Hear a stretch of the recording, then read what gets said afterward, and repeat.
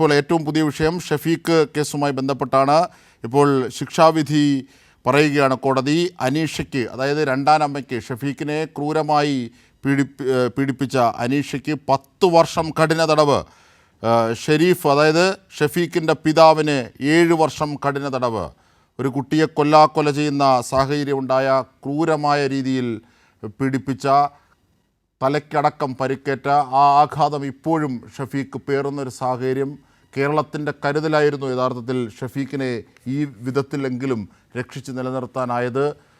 രാഗിണി എന്ന ആ അമ്മയുടെ സാന്നിധ്യം അടക്കം കേരളീയൻ്റെ മനസ്സിലുണ്ട്. അത്രയേറെ ക്രൂരമായിരുന്നു ആ 5 വയസ്സുകാരൻ ഏറ്റ പീഡനം. ആ പീഡനങ്ങൾക്കിതാ ആ നരാധമർക്ക്, അല്ലെങ്കിൽ ആ ക്രൂര കൃത്യം ചെയ്തവർക്ക് ഇതാ ശിക്ഷയായിരിക്കുന്നു. 10 വർഷം കഠിന തടവാണ് രണ്ടാനമ്മയ്ക്ക്, അനീഷ എന്ന രണ്ടാനമ്മയ്ക്ക് കോടതി വിധിച്ചിരിക്കുന്നത്. നേരത്തെ ഇരുവരും കുറ്റക്കാരാണെന്ന് കോടതി കണ്ടെത്തിയിരുന്നു. ഇതിനെ തുടർന്നാണ് ഉച്ചയ്ക്ക് ശേഷം ശിക്ഷാവിധിക്കായി മാറ്റിയത്. ഇപ്പോഴിതാ ശിക്ഷ വിധിച്ചുകൊണ്ടിരിക്കുന്നു. ഇപ്പോൾ ഏറ്റവും പ്രധാനപ്പെട്ടതായി നമുക്ക് പറയാനുള്ളത്, ഷഫീഖിൻ്റെ പിതാവിന് 7 വർഷം കഠിന തടവും രണ്ടാനമ്മയ്ക്ക് 10 വർഷം കഠിന തടവും. ഇതിൻ്റെ വിവരങ്ങളുമായി ഞങ്ങളുടെ പ്രതിനിധി ജോസിൽ ചേരുകയാണ്. ജോസിൽ, എന്തൊക്കെയാണ് ശിക്ഷാവിധിയുടെ വിശദാംശങ്ങൾ?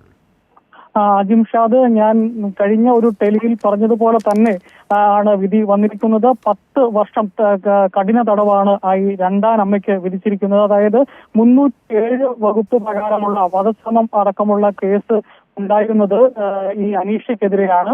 അനീഷയ്ക്കാണ് ഏറ്റവും കൂടുതൽ ശിക്ഷ ലഭിച്ചിരിക്കുന്നത്, 10 വർഷം.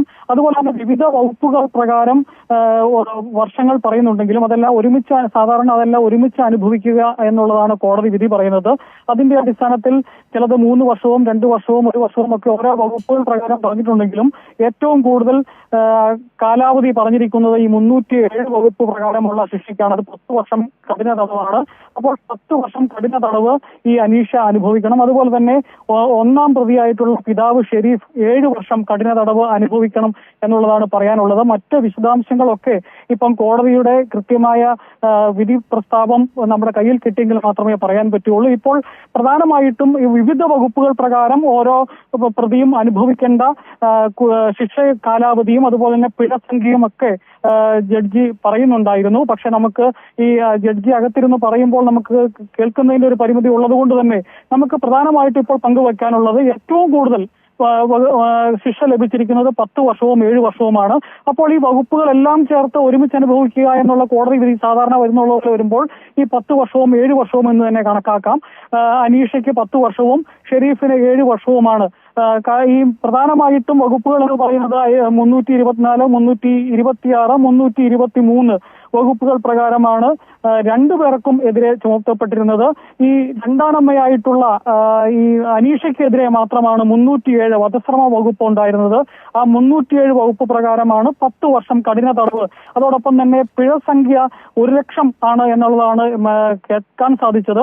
1 ലക്ഷം ആണെങ്കിൽ, അല്ലെങ്കിൽ ഈ 1 ലക്ഷം രൂപ വിധിയുടെ സമഗ്രതയിലേക്ക് തീർച്ചയായും ശരിയാണ്, വിധി പകർപ്പ് കിട്ടിയതിന് ശേഷമേ പോകാനാകൂ. പക്ഷേ ഈ ഘട്ടത്തിൽ വിധിയെ സംബന്ധിച്ച്, ശിക്ഷാവിധിയെ സംബന്ധിച്ച് പറയാനാകുന്നത് 10 വർഷം രണ്ടാനമ്മയ്ക്ക് കഠിന തടവും ഒപ്പം പിതാവിന്, ഷഫീഖിൻ്റെ പിതാവിന് 7 വർഷം കഠിന തടവുമാണ്.